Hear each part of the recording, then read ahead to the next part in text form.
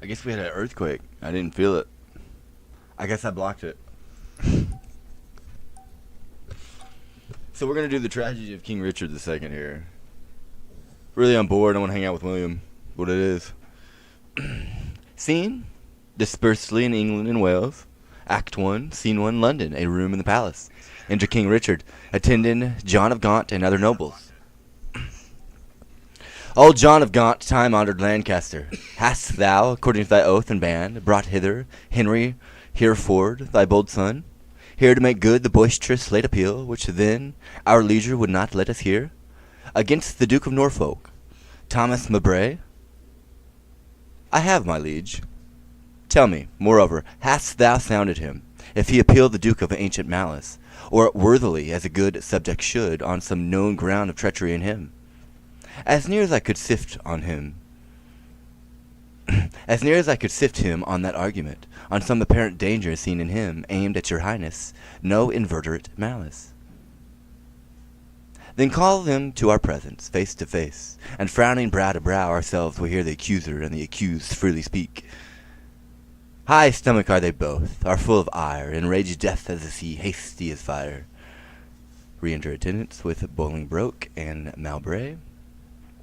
Many years of happy days befall my gracious sovereign, my most loving liege, each day still better others' happiness, until the heavens, envying earth's good hap, add an immortal title to your crown. We thank you both, yet one but flatters us, as well appeareth by cause you come, namely to appeal each other of high treason. Cause of Hereford, what dost thou object against the Duke of Norfolk, Thomas Mowbray? First, heaven be the record to my speech. In the devotion of a subject's love, tendering the precious safety of my prince, and free from other misbegotten hate, come I appellant to this princely presence. Now, Thomas Mowbray, do I turn to thee, and mark my greeting well, for what I speak my body shall make good upon this earth, or my divine soul answered in heaven. Thou art a traitor and a miscreant, too good to be so, and too bad to live. Since the more fair and crystal is the sky, the uglier seem the clouds that in and fly. Once more, the more to aggravate the note, with a foul traitor's name, stuff I thy throat, and wish so please my sovereign ere I move. What my tongue speaks, my right drawn sword might prove. Let not my cold words here accuse my zeal. 'Tis not the trial of a woman's war. The bitter clamor of two eager tongues can arbitrate this cause betwixt us twain. The blood is hot, that must be cooled for this. Yet can I not of such tame patience boast, as to be hushed, and not at all to say? First, the fair reverence of your highness curbs me from giving reins and spurs to my free speech, which else would post until it had returned. These terms of treason doubled down his throat, setting aside his high blood's royalty, and let him be no kinsman to my liege. I do defy him, and I spit at him. Call him a slanderous coward and a villain, which to maintain I would allow him odds, and meet him where I tied to run afoot, even to the frozen ridges of the Alps, or any other ground inhabitable. Wherever Englishman durst set his foot, meantime let this defend my loyalty. By all my hopes most falsely doth he lie. Pale, trembling coward, there I throw my gage, disclaiming here the kindred of the king, and lay aside my high blood's royalty, which fear not reverence makes thee to accept. If guilty dread have left thee so much strength as to take up my honor's pawn, then stoop. By that and all the rights of knighthood else will I make good against thee, arm to arm. What I have spoken thou canst worse devise. I take it up, and by that sword I swear, which gently laid my knighthood on my shoulder, I'll answer thee in any fair degree, or chivalrous design of knightly trial, and when I mount alive may I not light, if I be traitor unjustly fight. What doth our cousin lay to Mowbray's charge? It must be great that can inherit us, so much as of a thought of ill in him. Look, what I speak my life shall prove it true.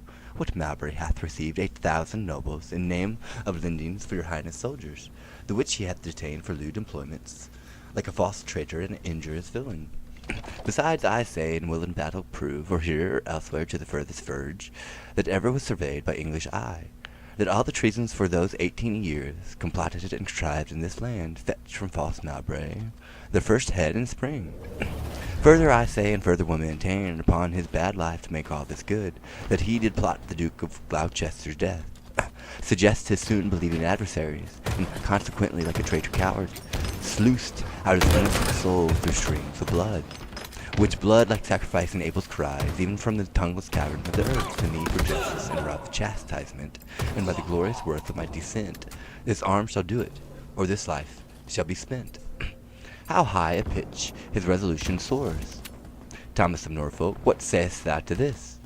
Away, let my sovereign turn away his face, and bid his ears a little while be deaf, till I have told this slander of his blood, how God and good men hate so foul a liar.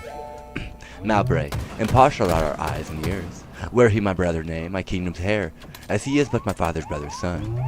Now by my scepter's awe I make a vow, such neighbor nearness to our sacred blood should nothing privilege him, nor partialize the unstooping purpose of my upright soul. He is our subject, Mowbray, so art thou, free speech and fearless, I to thee allow. Then Bolingbroke, as lowest to thy hurt, through the false passage of the throat, thou liest 3 parts of that receipt I had for Callias, disturbed I duly to his highness soldiers. The other parts deserve I by consent, for that my sovereign liege was in my debt, upon remainder of a dear account, since last I went to France to fetch his queen. Now swallow down that fly, for God cast your death, I slew him not, but to my own disgrace neglected my sworn duty in that case. For you, my noble lord of Lancaster, the honorable father to my foe, once did I lay in ambush for your life. I trespassed that doth vex my grieved soul, but ere I last received the sacrament, I did confess it and vastly beg for grace and pardon, and I hoped I had it. This is my fault, as for the rest appealed, it issues from the rancor of a villain, a recreant and most degenerate traitor, which in myself I boldly will defend, and interchangeably hurl down my gage upon this overweening traitor's foot. To prove myself a little gentleman, even to the best blood chambered in his bosom, in haste whereof most heartily I pray your highness to assign your trial day. Wrath, kindled gentlemen, be ruled by me. Let's purge this choler without letting blood. This we prescribe through no physician. Deep mouth makes too deep incision. Forget, forgive, conclude, and be agreed. Our doctors say this is no month to bleed. Good uncle, let this end where it begun. We'll calm the Duke of Norfolk. You, your son, to be and make peace, shall become my age. Throw down, my son, the Duke of Norfolk's gage, and Norfolk throw down this. When Harry, when obedience bids, I should not bid again. Double kill. Enemy flag returned.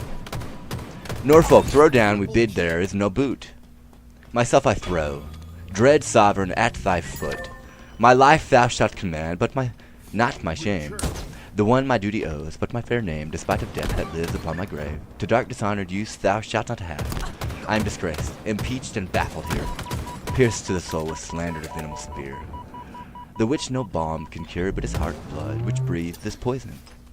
Rage must be withstood. Give me this gauge. Lions make leopards tame. Yeah, not change his spots. Take but my shame, and I resign my gauge. My dear, dear lord, the purest treasure of mortal times afford his spotless reputation that away. Men are but gilded loam or painted clay. A jewel in 10 times barred up chest. It is a bold spirit and a loyal breast. My honor is my life. Both grow in one. Take honor from me, and my life is done. Then, dear my liege, my honor let me try. In that I live, and for that well I die. Cousin, throw down your cage. Do you begin? Wait. God defend my soul from such deep sin. Shall I sing crests fallen in my father's sight, or with pale beggar fear impeach my height before this out-dared dastard? Ere my tongue shall wound my honor with such feeble wrong, or sound so base a parle, my teeth shall tear the slavish motive of recanting fear, and spit it bleeding in his high disgrace, where shame doth harbor even in mock praise. We were not born to sue, but a command, which since we cannot do to make your friends, be ready, as your lives shall answer it. At Coventry upon St. Lambert's day, there shall your swords and lances arbitrate the swelling difference of your settled hate. Since we cannot atone you, we shall see justice design the victor's chivalry. Marshal, command our officers at arms, be ready to direct these home alarms. Scene 2. Down by the river. The same, a room in the Duke of Lancaster's palace, intergaunt the Duchess of Lancaster. Alas, the part I had of Woodstock's blood doth more solicit me than your exclaims, to stir against the butchers of his life. But since correction lies in those hands which made the fault that we cannot correct, but we are quarrel to the will of heaven, who, when they see the hours ripe on earth, will rain hot vengeance on offenders' heads. Finds brotherhood in thee no sharper spur? Hath love in thy old blood no living fire? Edward's 7 sons, whereof thyself art one, were as 7 vials of the sacred blood, or 7 fair branches springing from one root. Some of those 7 are dried by nature's course, some of those branches by the destinies cut. But Thomas, my dear lord, my life, my Gloucester, one vial full of Edward's sacred blood, one flourishing branch of the most royal root, is cracked and all the precious liquor spilt, is hacked down and his summer's leave all evaded by envy's hand and murdered bloody axe. Ah, Gaunt, his blood was thine, that bed, that womb, that metal, that self-mold, that fashioned thee, made him a man, and now, though thou livest and breathest, yet art thou slain in him. Thou dost consent in some large measure to thy father's death, in that thou seest thy wretched brother die, who was the model of thy father's life. Call it not patience, Gaunt, it is despair. In suffering thus thy brother to be slaughtered, thou showest the naked pathway to thy life, teaching stern murder how to butcher thee. That which in mean men we entitle patience is pale cold cowardice in noble breasts. What shall I say? To safeguard thine own life, the best way is to avenge my glove chest to death. God's is the quarrel, for God substitute his deputy anointed in his sight, hath caused his death, the which, if wrongful, let heaven revenge, for I may never lift an angry arm against his minister. Or then, alas, may I complain myself. To God, the widow's champion and defense. Why then I will, farewell, O Gaunt, thou goest to Coventry there to behold our cousin Hereford and Nell my brave fight. Boy, set my husband's wrong in Hereford's spear, that if it may enter butcher Mowbray's breast, or if misfortune miss the first career, me Mowbray's sin so heavy in his bosom, that they may break his foaming courser's back, and throw the rider headlong in the list. A caitiff recreant to my cousin Hereford. Farewell, O God, thy sometimes brother's wife, with her companion grief must enter life. Sister, farewell, I must to Coventry at much good stay with thee, as go with me. Yet one word warm, grief boundeth, where it falls not with the empty house must wait. I take my leave before I have begun, for sorrow ends not when I seem it done. Command me not to my brother, Lord. Lo, this is all day, nay, yet depart not so. Though this be all, do not so quickly go, I shall remember more. Bid him, I what? With all good speed, at plash he visit me. Alack, and what shall good old York there see but empty lodgings and unfurnished walls, unpeopled offices, untrodden stones, and what here there for welcome but my groans? Therefore commend me. Let him not come there to seek out sorrow that dwells everywhere. Desolate, desolate will I hence and die. The last leave of thee takes my weeping eye. Scene 3, open space near Coventry, lists set out, and a throne, herald and sea attending.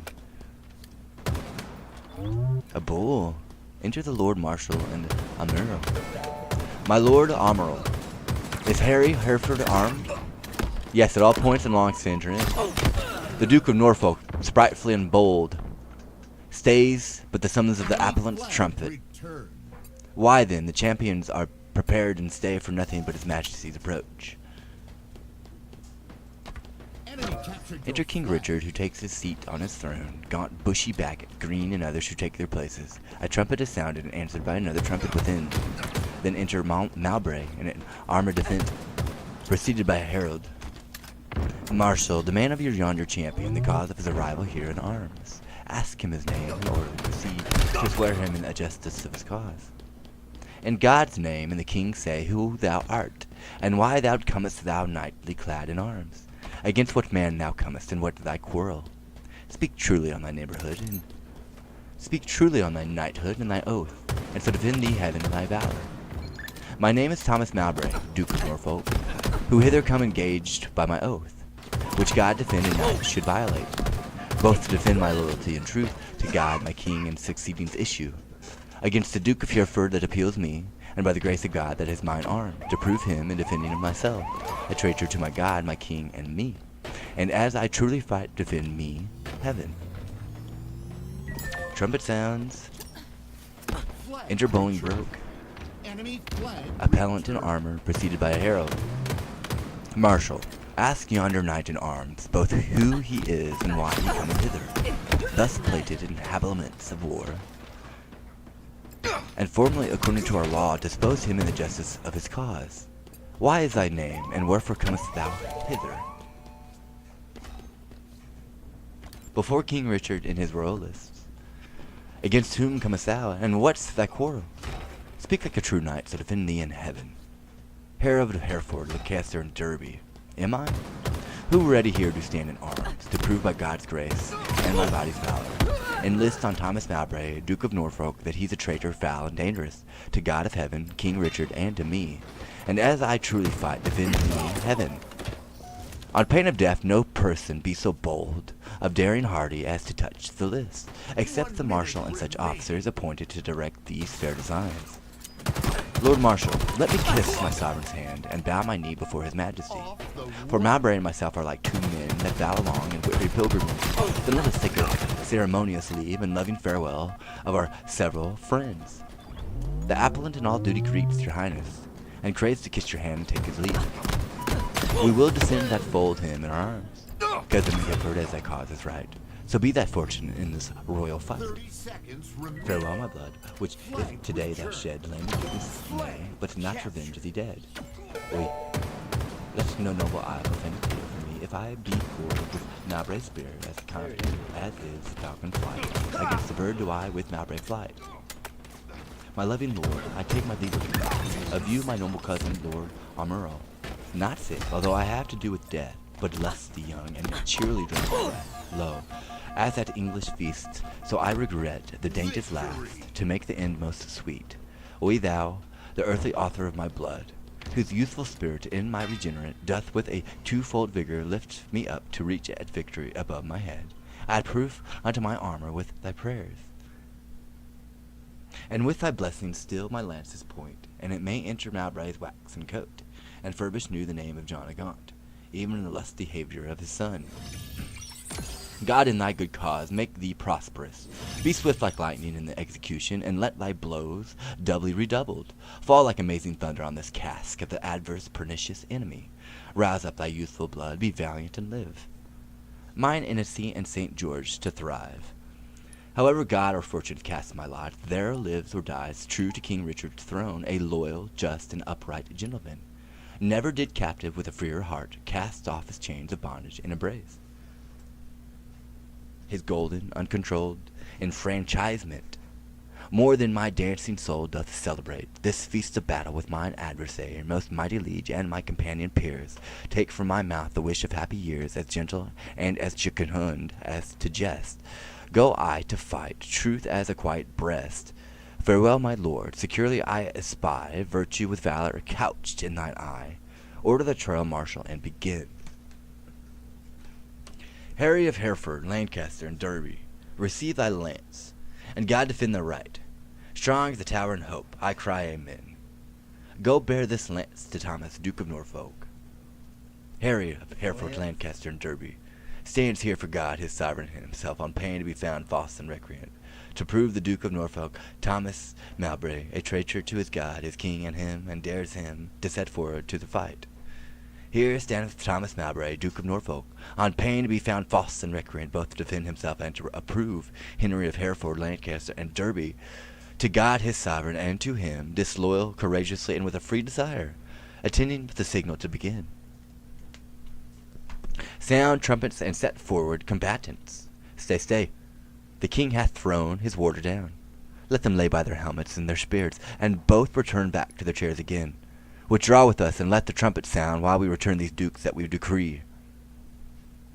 Draw near, and list what with our counsel we have done, for that our kingdom's earth should not be soiled with that dear blood which it hath fostered, and for our eyes do hate the dire aspect of civil wounds, ploughed up with neighbors' swords, and for we think the eagle-winged pride of Skype aspiring in ambitious thoughts, with rival-hating envy set on you to wake our peace, which in our country's cradle draws the sweet infant breath of gentle sleep, which, so roused up with boisterous, untuned drums, With harsh resounding trumpets' dreadful bray, and grating shock of wrathful iron arms, might from our quiet confines fright fair peace, and make us wade even in our kindled blood. Therefore we banish you our territories, you cousin Hereford, upon pain of life, till twice 5 summers have enriched our fields, shall not regret our fair dominions, but tread the stranger paths of banishment. Your will be done, this must be comfort be, that sun that warms you here shall shine on me, and those his golden beams to you here lent shall point on me and gild my banishment. Norfolk, for thee remains a heavier doom, which I with some unwillingness pronounce. The sly, slow hours shall not determine the dateless limit of thy dear exile. The hopeless word of never to return, a breath I against thee upon pain of life. A heavy sentence, my most sovereign liege, and all unlooked for from your highness' mouth, a dearer merit, not so deep a maim, as to be cast forth in the common air, have I deserved at your highness' hands. The language I have learned these 40 years, my native English, now I must forgo, and now my tongue's use is to me no more, than an unstringed viol or a harp, or like a cunning instrument cast up, or being open, put into his hands, that knows no touch, to tune the harmony. Within my mouth you have engold my tongue, doubly porticuled with my teeth and lips, and dull, unfeeling, barren ignorance is made my gaoler to attend on me. I am too old to fawn upon a nurse, too far in years to be a pupil now. What is thy sentence then, but speechless death, which robs my tongue from breathing native breath? It boots thee not to be compassionate, after our sentence planning comes too late. Then thus I turn me from my country's light, to dwell in solemn shades of endless night. Return again and take an oath with thee. Lay on our royal sword your banished hand. Swear by the duty that you owe to God. Our part therein we banish with yourselves, to keep the oath that we administer. You never shall, so help you truth and God, embrace each other's love and banishment, nor never look upon each other's face, nor never write, regret, nor reconcile this lowering tempest of the home-bred hate, nor never be advised purpose meet to plot, contrive, or complot any ill against us, our state, our subjects, or our land. I swear, and I, to keep all this. Norfolk, so far as to mine enemy. By this time had the king permitted us one of our souls, and wandered in the air, banished this frail sepulchre of our fresh flesh, as now our flesh is banished from this land. Confess thy treasons ere thou fly the realm, since thou hast far to go, bear not along the clogging burden of a guilty soul. No, Bolingbroke, if ever I were a traitor, my name is be blotted from the book of life, and I from heaven banished as from hence. But what thou art, God, thou and I do know, and all too soon I fear the king shall rue. Farewell, my liege. Now no way can I stray, save back to England, all the world my way. How now? Uncle, even in the glasses of thine eyes I see thy grieved heart. Thy sad aspect hath from my number of his banished years plucked 4 away. 6 frozen winters spent, return with welcome home from banishment. How long a time lies in one little word. 4 lagging winters and 4 wanton springs end in a word such is the breath of kings. I thank my liege that in a regard of me he shortens 4 years my son's exile. But little vengeance shall I reap thereby, for ere the 6 years that he hath to spend can change their moons, and bring their times about. My oil-dried lamp in time bestowed light shall be extinct with age and endless night. My inch of taper will be burnt and done, and a blindfold death let me see my son.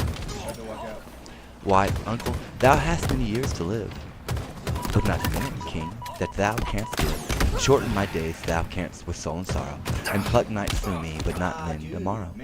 Thou canst help time to furrow me with age, but stop no wrinkle in his pilgrimage. Thy word is current with him for my death, but dead thy kingdom cannot buy my breath. Thy son is banished upon my good advice, whereto thy tongue a party verdict gave. Why at our justice seem'st thou then to lower? Things sweet to taste prove digestions sour. You urged me as a judge, but I had rather you would have bid me argue like a father. Oi, had it been a stranger nor my child, to smooth this fault I should have been more mild. A partial slander sought I to avoid, and in the sentence my own life destroyed, alas. I looked when some of you should say I was too strict to make my own away. But you gave leave to my unwilling tongue against my will to do myself this wrong. Cousin, farewell, and uncle bid him so. 6 years we banish him, and he shall go. Cousin, farewell, what presents must not know. From where you do remain, let paper show. My lord, no leave take I, for I will ride as far as land will let me by your side. Oi, to what purpose dost thou hoard thy words, that thou returnest no greeting to thy friends? I have too few to take my leave of you, when the tongue's office should be prodigal to breathe the abundant dolour of the heart. Thy grief is but thy absence for a time. Joy, absence, grief, is presence for that time. What is 6 winters? They are quickly gone. Slain. To men in joy, but grief makes 1 hour 10. Call it the travel that thou takest for pleasure. My heart will sigh when I miscalled so, which finds it in enforced pilgrimage. The sullen passage of thy weary steps esteem as foil wherein thou art to set the precious jewel of my home return. Nay, rather every tedious stride I make will but remember me what a deal of world I wander from the jewels that I love. Must I not serve a long apprenticehood to foreign passages, and in the end, having my freedom, boast of nothing else but that I was a journeyman to grief? All places that the eye of heaven visits are to a wise man ports in happy heavens. Teach thy necessity to reason thus. There is no virtue like necessity. Think not the king did banish thee, but thou the king. Woe doth the heavier sit, where it perceives it is but faintly born. Go, say I sent thee forth to purchase honor, and not the king exiled thee. Or suppose devouring pestilence hangs in our air, and thou art flying to a fresher clime. Look, what thy soul holds dear, imagine it, to lie that way thou goest, not whence thou comest. Suppose the singing birds musician, the grass whereon thou treadest the presence strewed, the flowers fair ladies, and thy steps no more than a delightful measure or a dance. For gnarling sorrow hath less power to bite the man that mocks at it and sets it alight. Oi, who can hold a fire in his hand by thinking on the frosty Caucasus, or cloy the hungry edge of appetite by bare imagination of a feast, or wallow naked in December snow by thinking on fantastic summer's heat? Oi, no, the apprehension of the good gives but the greater feeling of the worse. Fell sorrow's tooth doth never rankle more than when it bites, but lanceth not the sword. Come, come, my son, I'll bring thee on thy way.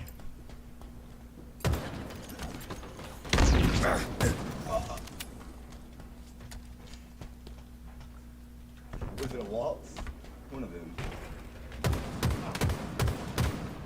Had I thy youth and cause, I would not stay.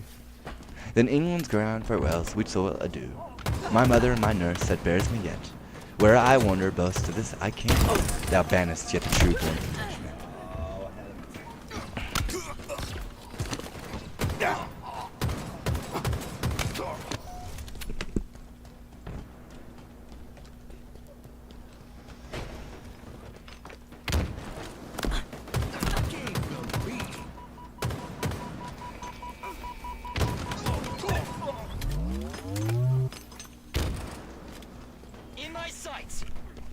Scene 4, London. A room in the king's castle. Enter King Richard, Bagot and Green at one door, Emerl at another. We did observe, cousin Emerl, how far brought you High Hereford on his way.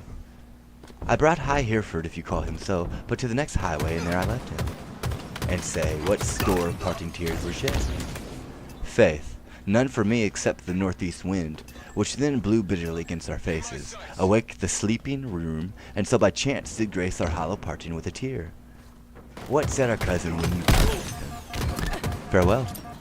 And for my heart disdained that my tongue should so profane the word, that taught me craft to counterfeit oppression of such grief, that words seemed buried in my sorrow's grave.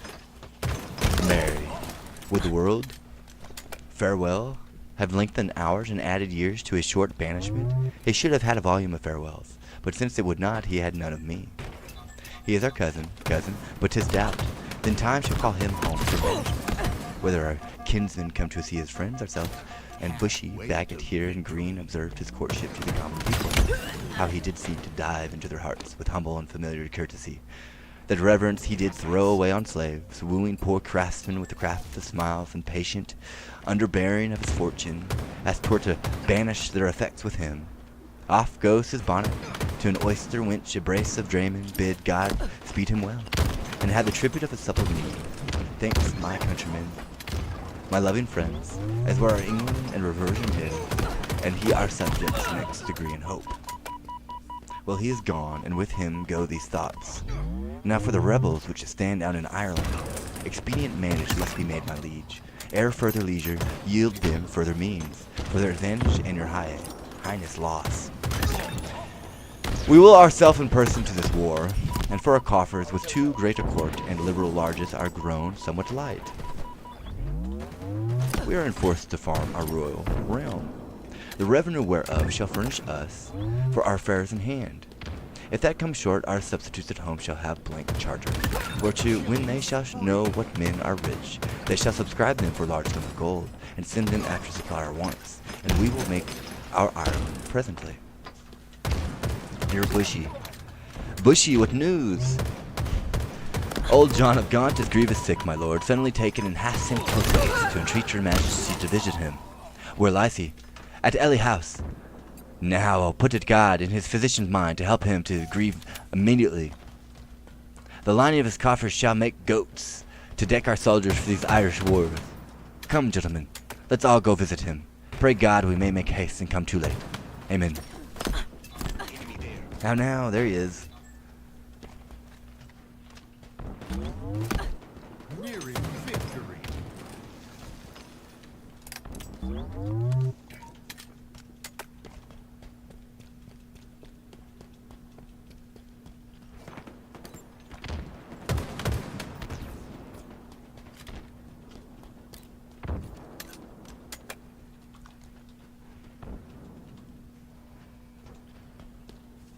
Enemy there.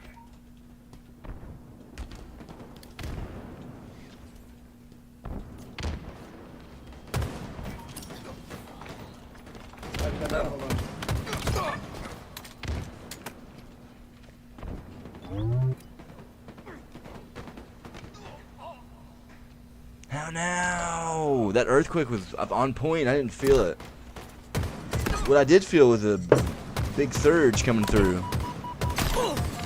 With that iceberg. That's what I felt. Every day. Act 2, Scene 1. London. An apartment in Ely House. Gaunt on a couch. The Duke of York and others standing by him. Will the king come, that I may breathe my last in wholesome counsel to his unstead youth? Vex not yourself, nor strive not with your breath, for all in vain comes counsel to his ear. Oi, but they say the tongues of dying men enforce attention like deep harmony. Where words are scarce, they are seldom spent in vain, for they breathe truth that breathe their words in pain. He that no more must say is listen more, than they whom youth and ease have taught to gloss. More are men's ains marked than their lives before. The setting sun and music at the close, as the last taste of sweets is the sweetest last, writ in remembrance more than things long past. Though Richard my life counsel would not hear, my death's sad tale may yet undeaf his ear. No, it is stopped with our flattering sounds, as praises of his state. Then there are fond lascivious meters, meters, to whom venom sound the open ear of youth doth always listen. A report of fashions in proud Italy, whose manners still are tardy apish nation, limps after in base imitation. Where doth the world thrust forth a vanity? So it be knew there's no respect, how vile there is not quickly buzzed into his ears. Then all too late comes counsel to be heard. Where will doth mutiny, with wit's regard, direct not him whose way himself will choose? 'Tis breath thou lackest, and that breath wilt thou lose. Methinks I am a prophet, new inspired, and thus inspiring do foretell of him. His wrath's fierce blaze of right cannot last, for violent fires soon burn out themselves. Small showers last long, but sudden storms are short. He tires betimes, and spurs too fast betimes, with eager feeding food doth choke the feeder. Light vanity insatiate, cormorant, consuming means, soon preys upon itself.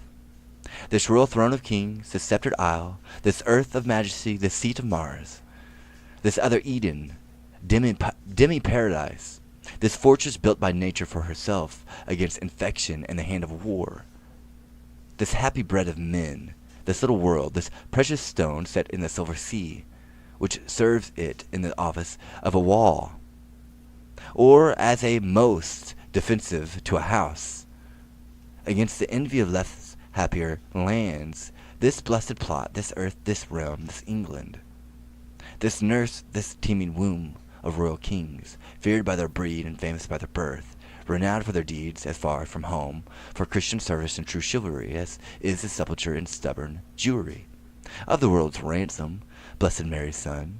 This land of such dear souls, this dear, dear land, dear for her reputation through the world, is now leased out. Oh, it sounds like blood. I die, pronounce it. Like to a tenement of pelting farm. England, bound and with the triumphant sea, whose rocky shore beats back the envious siege of watery Neptune, is now bound with the shame, with inky blots and rotten parchment ponds, that England, that was wont to conquer others, hath made a shameful conquest of itself. Ah, would the scandal vanish with my life? How happy then were my ensuing death! Enter King Richard and Queen Armoril, bushy green-backed Ross and Willoughby. The king is come, deal mildly with his youth, for young hot colts being raged, do rage the more. How fares our noble uncle, Lancaster? What comfort, man? How is't with age gaunt? Oy, how that name befits my composition. Old gaunt indeed, and gaunt in being old. Within me grief hath kept a tedious fast, and who abstains from meat with a not that is not gaunt, for sleeping England long time have I watching breeds, leanness is all gaunt. The pleasure that some fathers feed upon is my strict fast. I mean my children's looks, and therein fasting hast thou made me gaunt. Gaunt am I for the grave, gaunt is a grave, whose hollow womb inherits naught but bones. Can sick men play so nicely with their names? No, misery makes sport to mock itself. Since thou dost seek to kill my name and me, I mock thy name, great king, to flatter thee. Should dying men flatter with those that live? No, no, men living flatter those that die. Thou, now a dying, sayest thou flatterest me. Wait, no, thou diest, thou I the sicker be. I am in health, I breathe and see thee ill. Now he that made me know'st, I see thee ill. Ill in myself to see, and in thee seen ill. Thy deathbed is no lesser than thy land, wherein thou liest in reputation sick. And thou, too careless patient as thou art, committest thy anointed body to the cure of those physicians that first wounded thee. 1,000 flatterers sit within thy crown, whose compass is to bigger than the head. And yet, encaged in so small a verge, the waist is no whit lesser than thy hand. Oy, had thy grandsire with the prophet's eye seen how his son's son should destroy his sons, from forth thy reach he would have laid thy shame, disposing thee before thou wert possessed, which art possessed now to dispose thyself. Why, cousin, wert thou regent of the world, it were a shame to let this land by lease. But for thy world enjoying but this land, is it not more than shame to shame itself? Landlord of England art thou now, not king. The state of law is bond-slave to the law. And thou a lunatic lean-witted fool, presuming on an ague's privilege, darest with thy frozen admonition make pale our cheek, chasing the royal blood with fury from its native residence. Now, by my seat's right royal majesty, wert thou not brother to great Edward's son? This tongue that runs so roundly in thy head should run thy head from thy unreverend shoulders. Oy, spare me not, my brother Edward's son, for that I was in his father's Edward's son. That blood already like the pelican hast thou tapped out and drunkenly caroused.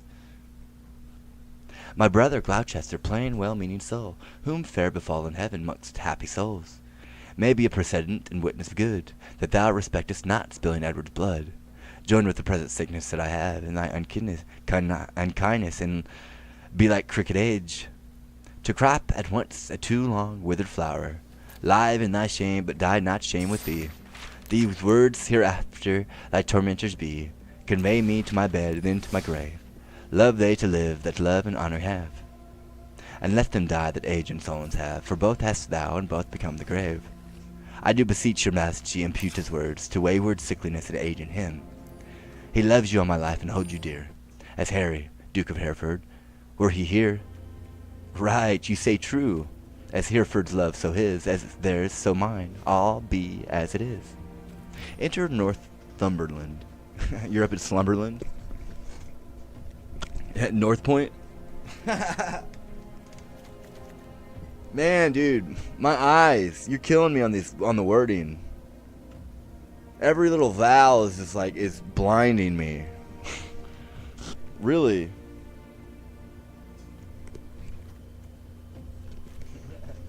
My liege. There you go. Old Gaunt commends him to your majesty. What says he? Nay, nothing, all is said. His tongue is now a stringless instrument.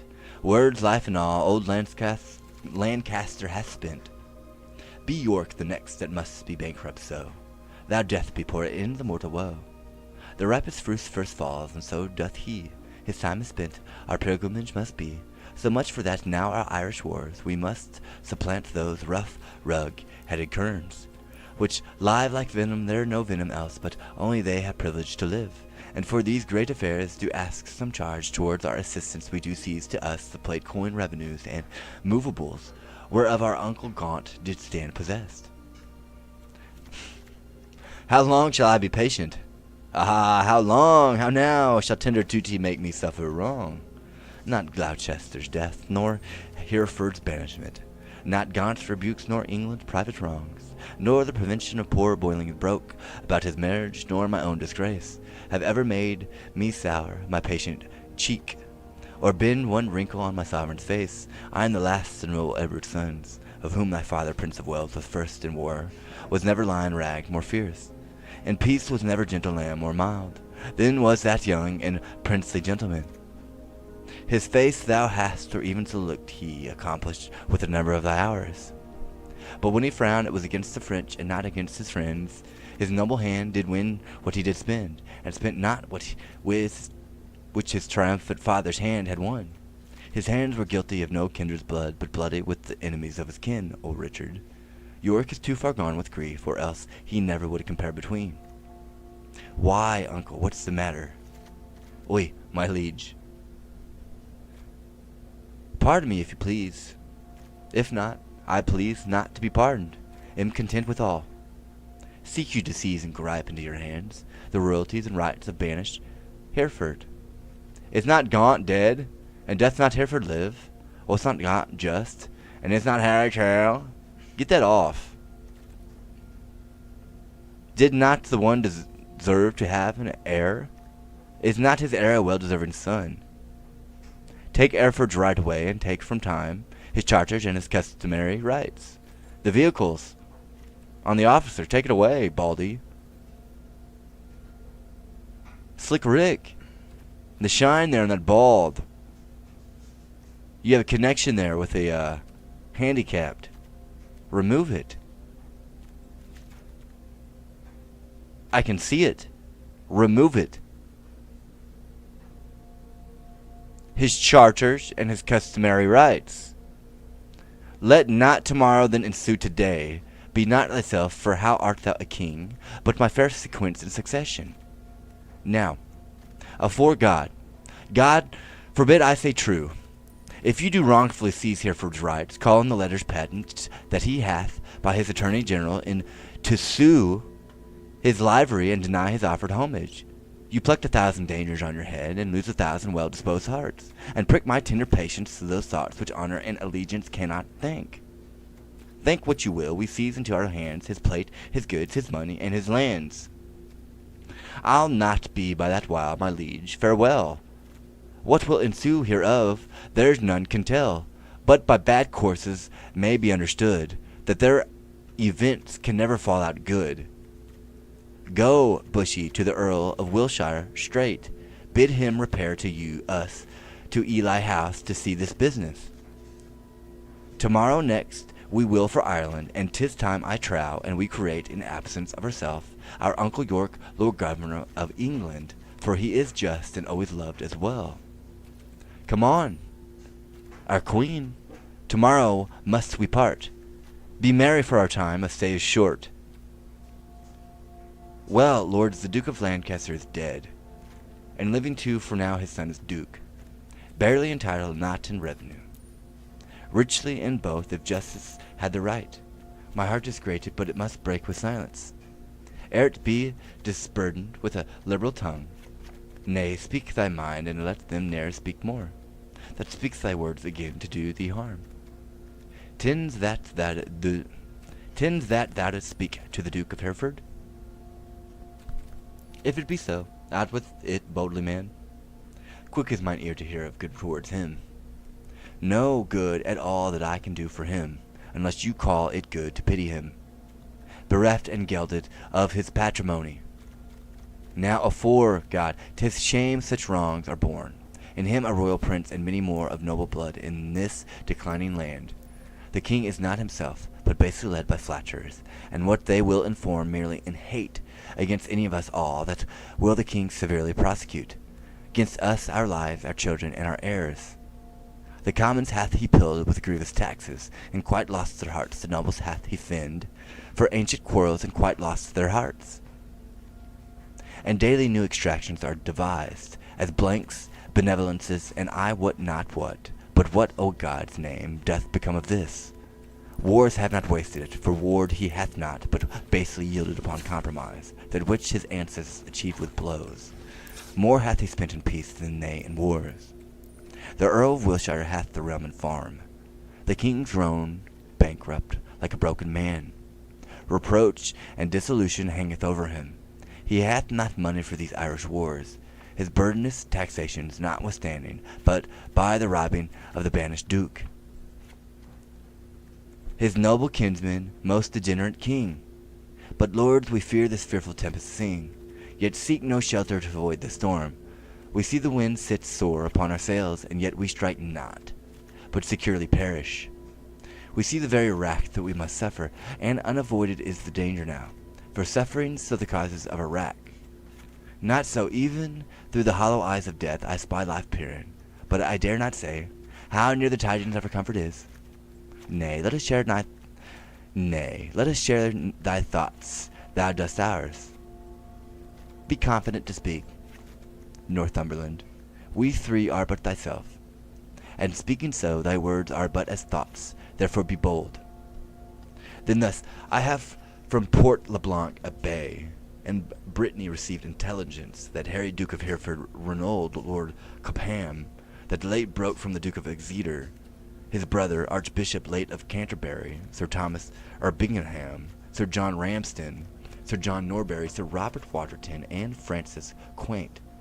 All these well furnished by the Duke of Britain with 8 tall ships, 3,000 men of war, are making hither with all the due expedients, and shortly mean to touch our northern shore.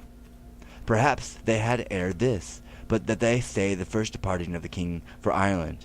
If then we shall shake off our slavish yoke, imp out our drooping country's broken wing, redeem from broken pawn the blemished crown, wipe off the dust that hides our scepter's guilt, and make high majesty look like itself.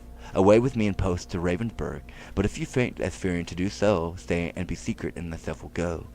To horse, urge doubts to them that fear.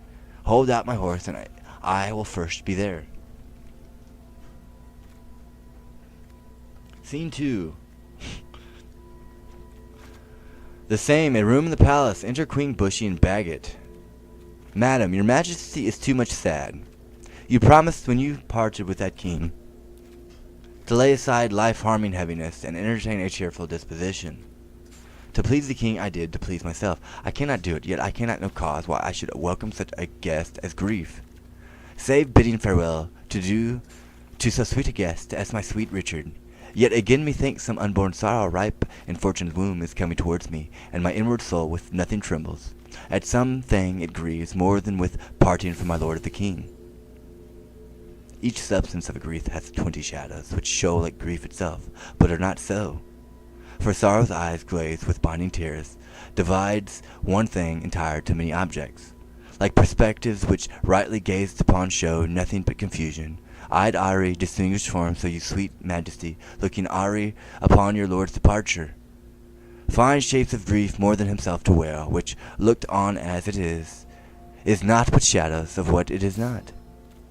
Then thrice, gracious queen, more than your lord's departure weep not. More's not seen, or if it be, 'tis with the false sorrow's eye, which for things true weeps things imaginary. It may be so, but yet my inward soul persuades me it is otherwise. However it be, I cannot but be sad, so heavy sad, as though be leaking on, as though in thinking on to thought I think, makes me with heavy nothing faint and shrink. 'Tis nothing but conceit, my gracious lady. 'Tis nothing less. Conceit is still derived from some forefather grief. Mine is not so, for nothing hath begot me something grief, or something hath the nothing that I grieve. 'Tis in reversion that I do possess, but what it is that is not yet known, what I cannot name, 'tis nameless while I wot. Enter Green. God save your majesty, and well met, gentlemen. I hope the king is not yet shipped for Ireland. Why hopest thou so? 'Tis better hope he is, for his designs crave haste, 'tis to haste good hope. Then wherefore dost thou hope he is not shipped? That he our hope might have retired his power, and driven a despair an enemy's hope, who strongly hath set footing in this land. The banished Bolingbroke repeals himself, and with uplifting arms is safe arrived at Ravensburg. Now God in heaven forbid. Ah, madame, 'tis too true, and that is worse. The Lord Northumberland, his son, young Henry Perce, the lords of Ross, Bowman, and Willoughby, with all their powerful friends, are fled to him. Why have you not proclaimed Northumberland, and all the rest of the revolted faction traitors? We have, whereupon the Earl of Worcester has broke the staff, resigned his stewardship, and all the household servants fled with him to Bolingbroke. So, Green, thou art the midwife my woe, and Bolingbroke my sorrow's dismal heir. Now hath my soul brought forth her prodigy, and I, a gaspy new-delivered mother, have woe to woe, sorrow to sorrow joined. The fuck off me. Despair not, madam. Who shall hinder me? I will despair and be at enmity. With cozening hope he is a flatterer, a parasite, a keeper back at death, who gently would dissolve the band of his life, which false hope lingers in extremity. Oh, I'm glad. I want to know what he told you. Here comes the Duke of York, with signs of war about his aged neck. Oi, full of careful business are his looks. Uncle, for God's sake, speak comfortable words. Should I do so, I should believe my thoughts. Comforts in heaven, we are in the earth, where nothing lives but crosses, cares, and grief. Your husband he is gone to stay far off, whilst others come to make him lose at home. Here am I left, to underpop his land, who, weak with age, cannot support myself. Now comes the sick hour that his surfeit made. Now shall he try his friends that flattered him. Enter a servant. My lord, your son was gone before I came. He was? Why so? Go all which way it will. The nobles are fled, the commons they are cold, and will, I fear, revolt on Hereford's side. Sarah, get thee to Plashy, to my sister Gloucester. Bid her send me presently £1,000. Hold, take my ring. My lord, I had forgot to tell your lordship. Today, as I come by, I called there, but I shall grieve you to report the rest. What is't, knave? An hour before I came, the Duchess died. God, for his mercy, what a tide of woes comes rushing on this woeful land at once. I know not what to do. I would to God, so my untruth had not provoked him to it. The king had cut off my head with my brothers. What, are there no posts dispatched for Ireland? How shall we do for money for these wars? Sister cousin, I would say, pray pardon me. Go, fellow, get thee home, provide some carts, and bring away the armor that is there. Gentlemen, will you go muster men? If I know how or which way to order these affairs, thus resteth orderly into my hands. Never believe me, both are my kinsmen.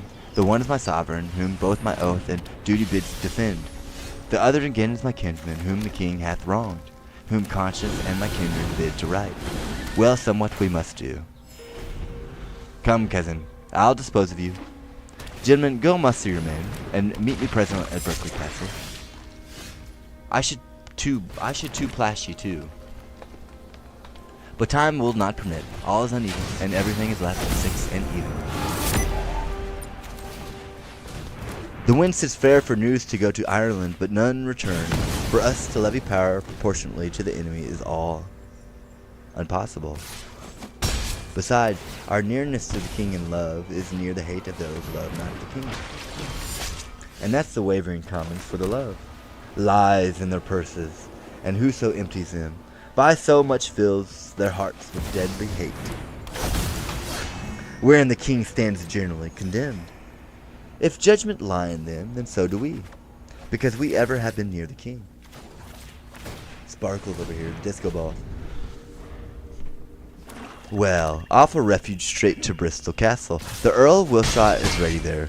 Thither will I with you for a little office. Will the hateful commons perform for us, except like curse to tear us all to pieces? Will you go along with us? No. I will go to Ireland to his majesty. Farewell. If hearts presages be not vain, we three here part that ne'er shall meet again. That as York thrives to beat back Bolingbroke. Alas, poor Duke, the task he undertakes is numbering sands and drinking oceans dry. Where one on his side fights, thousands will fly. Farewell at once, for all and ever. Well, we may meet again. I fear me, never. Scene 3. Scene 3, the Wolds in Gloucestershire. Enter Bolingbroke and Northumberland and forces. How far is it, my lord, to Berkeley now? Believe me, noble lord, I am a stranger here in Gloucester.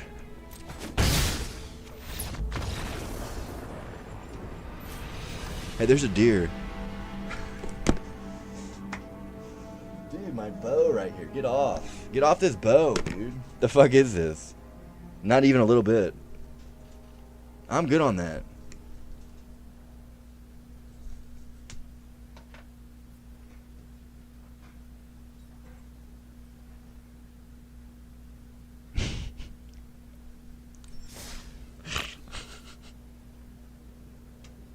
Okay.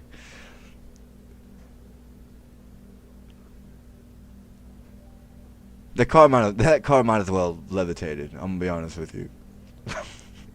I'm not gonna lie. Card number 2. Actually, that might have been the first one. And believe me, noble lord, I'm a stranger here in Gloucestershire. These high, wild hills and rough, uneven ways draw out our miles and make them wearisome. But yet your fair discourse hath been as sugar, making the hard way sweet and delectable. But I bethink me what a weary way from Ravensperg to Cotswold would be found in Ross and Willoughby, wanting your company. Which I protest hath very much beguiled the tediousness and process of my travel. But there is a sweeten with the hope to have the present befit with which I possess. Is that what you're watching right now? What does it say about it? And hope to joy is little less than joy. Then hope enjoyed by this the weary lords shall make their way seem short as mine hath done, by sight what I have, your noble company. Of much less value is my company than your good words. But who comes here? Enter Henry Percy. It is my son.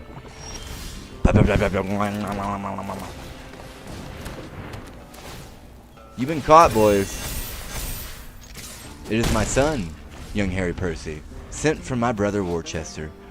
Whensoever, Harry, how fares your uncle?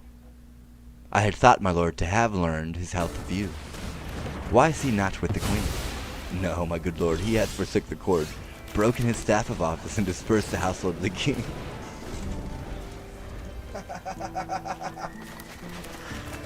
Damn. It was definitely worth that moment. I'll be honest. That car might as well got up and levitated right there in that moment. I don't know how we made it out of that. What was his reason? excuse my laugh, but it's like, that needs to stop. This is what we're talking about, Ark. So many things going on here. It's that funny. It's worth every bit of it. Okay, I'll stop. Tell everybody what we're talking about. So me and my friend, we're talking about the deer. On the way back from picking pumpkins.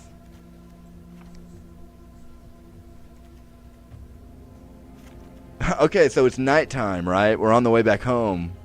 It's out in the middle of nowhere in some farmland. On a straightaway. And it's nighttime, pitch black. All you can see the headlights. It's just us on the road. You can't see anything in front of you. There's no lights. It's out in the country, so there's no lights. So anyway, he's literally looking at me. Like, we're having a conversation as he's driving. And my buddy's like looking at me as he's talking, like explaining, doing hand motions. You know how they do that. And then I look forward, in like a split second, I look forward and a deer is laying in the road. It's still alive. The deer is in the middle of the road, and like it has time to get up and look up. And I look over and I say to him in mid-conversation, like nonchalantly, like, "Hey, there's a deer." The car might as well have like got up and levitated. I don't know how we made it out of that. I mean, he maneuvered. I'm telling you, in like a split second, in like a 5-foot span, the dude got the car around the deer. I don't know how he did it. But I mean, the way it happened, it was like, it was no big deal. Oh yeah.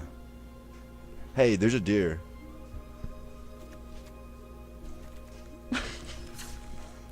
Whoa! That's what it was like. Anyway. Because your lordship was proclaimed traitor, but he, my lord, has gone to Ravensburg to offer service to the Duke of Hereford, and sent me over to Berkeley to discover what power the Duke of York had levied there. Then with direction to repair at Ravensburg. Have you forgot the Duke of Hereford, boy? No, my good lord, for there it is not forgot. Which ne'er I did remember to my knowledge, I never in my life did look on him. Then learn to know him now, this is the Duke.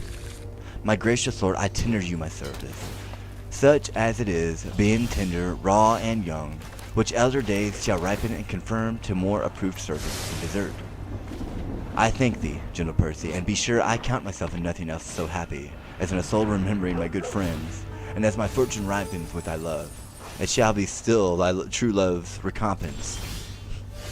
My heart this covenant makes, my hand thus seals it. How far is it to Berkeley? And what stir keeps good old York there with his men of war? There stands the castle, yon tufted by trees, manned with 300 men, as I have heard, and in it are the lords of York, Berkeley, and Seymour. None else in name. Oh, and by the way, I did exactly what was told and planted the exact seeds that I was told to plant. Enter Ross and Willoughby. Here comes the lords of Ross and Willoughby, bloody, with spurring, fiery red in haste. Welcome, my lords. I watch your love pursues. A banished traitor. All my treasuries, yet but unfelt thanks, which more enriched shall be your love and labor's recompense. Your presence makes us rich, most noble lord, and far surmounts our labor to attain it. Evermore thanks the exchequer of the poor, which till my infant fortune comes to the years stands for my bounty. But who comes here? Enter Berkeley. It is my lord of Berkeley, as I guess. My lord of Hereford, my message is to you. My lord, my answer is to Lancaster, and I am come to seek that name in England, and I must find that title in your tongue before I make reply to aught you stay. You can get out of the lungs. Mistake me not, my lord, 'tis not my meaning to raise one title of your honor out. To you, my lord, I come, what lord you will. From the most gracious regent of this land, the Duke of York, to know what pricks you on to take advantage of the absent time, and fright our native peace with self-born arms. Enter York attendant. I shall not need transport my word by you. Here comes his grace in person. My noble uncle, show me thy humble heart, not thy name, whose duty is deceitful and false. My gracious uncle, tut-tut. Grace me no grace, nor uncle me no uncle. I am no traitor's uncle, and that word's grace, in an ungracious mouth, is but profane. Why have those banished and forbidden legs dared once to touch the dust of England's ground? But then more why? Why have they dared to march so many miles upon their beastly bosom? Frighten her pale-faced villages with war and ostentation of despised arms. right here. Comest thou because the anointed king is hence? Drop it. Why, foolish boy, the king is left behind, and in my loyal bosom lies his power. Were I but now the lord of such hot youth, as when brave Gaunt thy father and myself rescued the black prince that young Mars of men from forth the ranks of many thousand which, wait, then, how quickly should this arm of mine wrap the spirit to the palsy chastise thee, and minister correction to thy fault. My gracious uncle, let me know my fault. On what condition stands it and wherein? Even in the condition of the worst theory, and gross rebellion and detested treason, thou art a banished man, and here art come before the expiration of the time, and braving arms against thy sovereign. As I was banished hereford. But as I come for Lancaster, and noble uncle, I beseech your grace, look on my wrongs with an indifferent eye.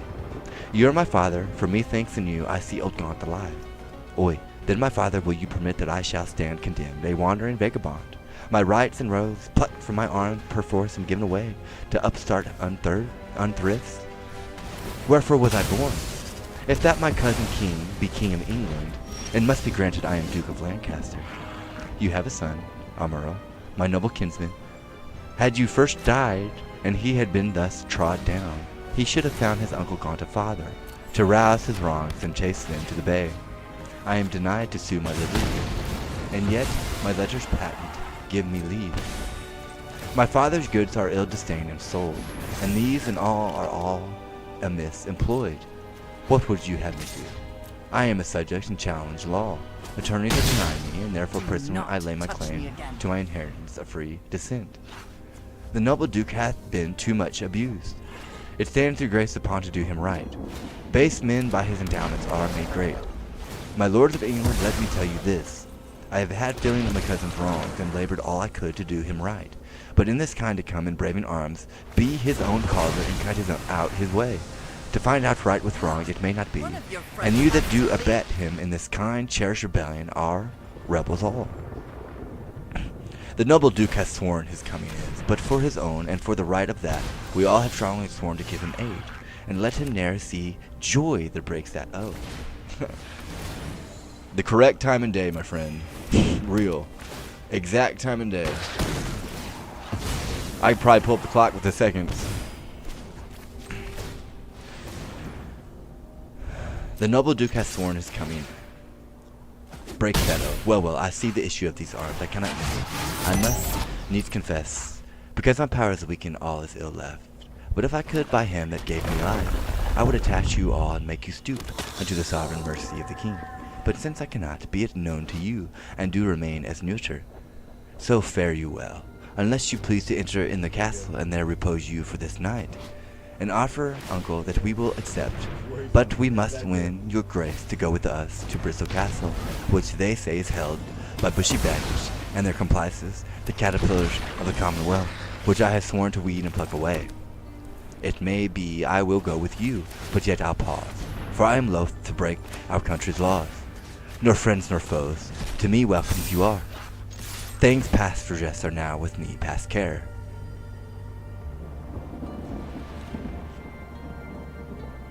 Scene 4 at Camp in Wales. Enter Salisbury in a castle.